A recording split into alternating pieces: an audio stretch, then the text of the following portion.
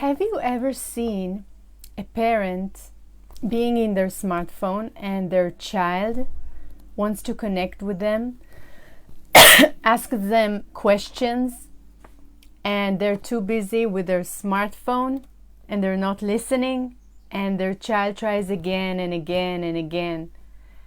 I always find it very sad when I see that, but I'll be the first to admit I've done this too.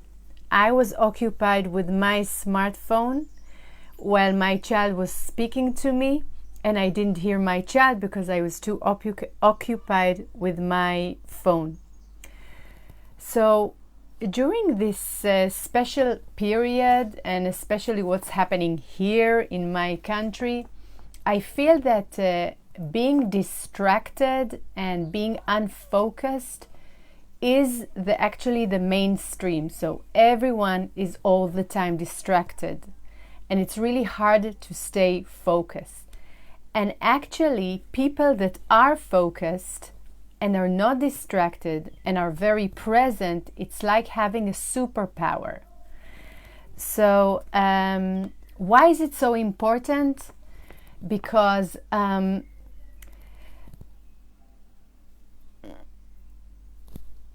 I think that what is being focused is being very present and developing, producing something new. When I'm constantly in my smartphone, and watching things and consuming content, I'm not creating anything. I'm consuming.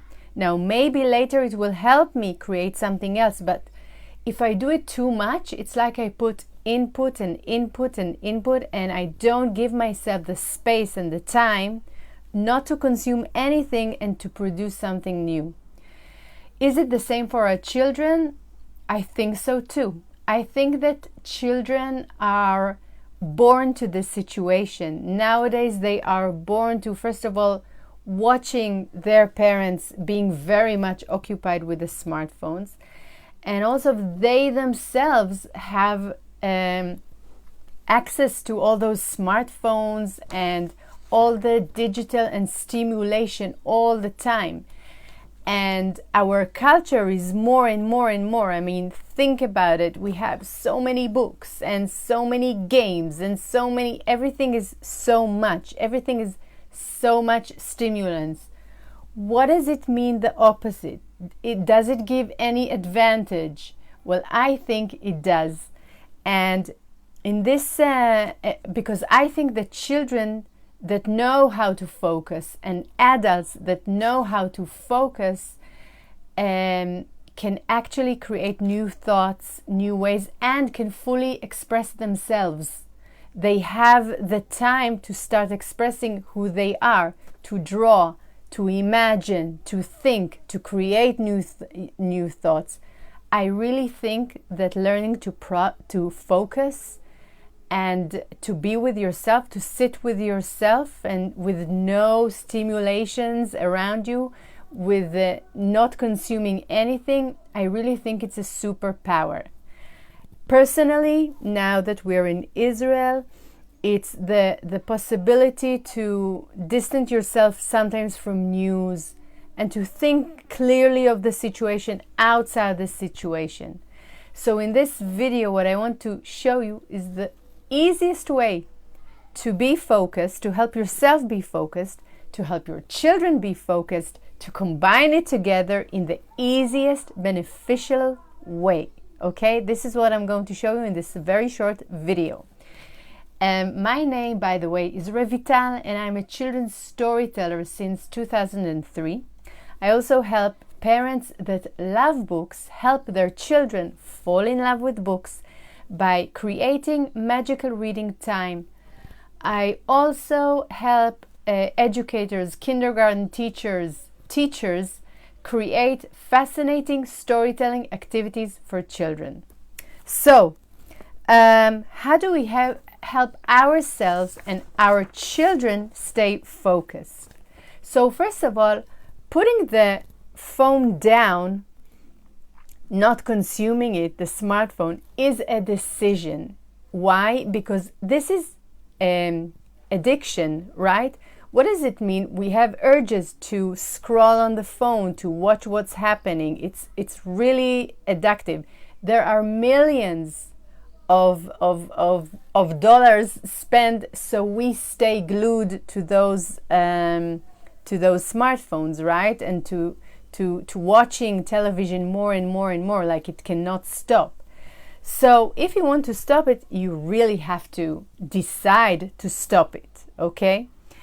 And what I like to do is to, when I put the phone down, it's like I make a connection between putting the phone down and attaching it to reading time. So I will never use my smartphone when I'm reading to my child. So I put the phone down, and this is the time for me to do reading time with my child. For my son, which is my youngest son, reading time will be that we will choose a book and we will just read for 10, 15, 20 minutes. Okay, there is no TV on the background. So reading time is putting a space that has no TV on the background, no smartphones, nothing. Okay? Now, if we do this daily, then we daily have 10, 15 minutes of reading time. Is it focusing? Yes, because reading time, unlike consuming content through smartphone, is still using our imagination, is still thinking, is still understanding symbols, signs, metaphors, messaging, creating discussions. So it's still an active activity. Okay, we are not passive when we read. We still have to do a lot of things when we read. Also, children need our unconditional attention. They need it daily. This is their fuel. So if I put the phone down, I start reading to my child. When the phone rings, I don't react to it. What does my child learn? My child learns my priorities. He says, oh, or she says, she didn't pick the phone. What, am I more important than the phone? Yes, now this sounds a joke, but children learn that the phone is more important than them very soon. It's exactly the scene that you see. A parent is in the phone, the child is talking to him or to her, and they are still in the phone. They don't put the phone and listen to their child. This happens a lot. It's really sad to see it.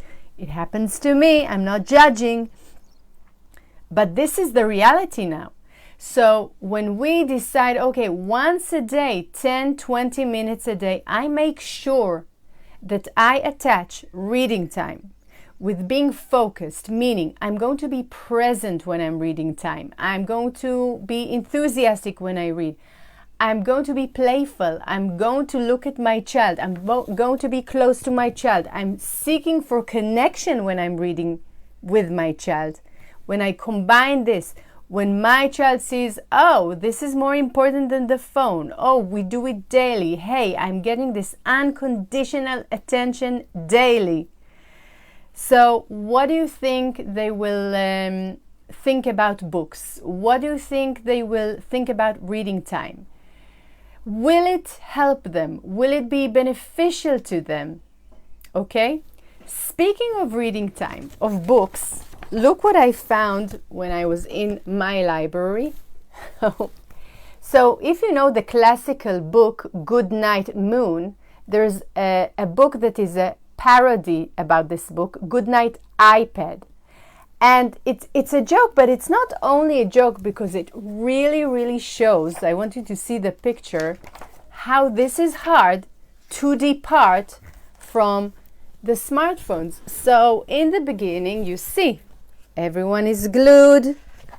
It's really nice. And it's what's nice about this book is that it's really like the classical book. But then everyone says goodbye and has to go to sleep. So after they say goodbye, I want you to see the pictures because the picture is hilarious. You see, good night, iPhone. How is it said? Yes, good night, iPad. But it doesn't go so easy. It's hard to say good night to everything. Now look at this. Everyone is no, no, and you can say it's a joke, but what's your reaction if someone will take your phone like right now? How will you react? Will you be very different than those pictures? I'm not sure. I can say about myself, I won't take it lightly if someone takes my phone. I'm glued to it. Okay?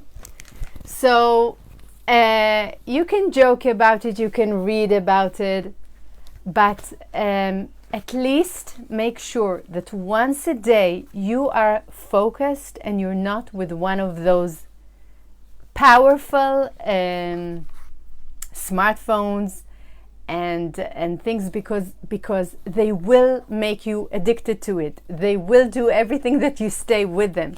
So it's really a decision, okay?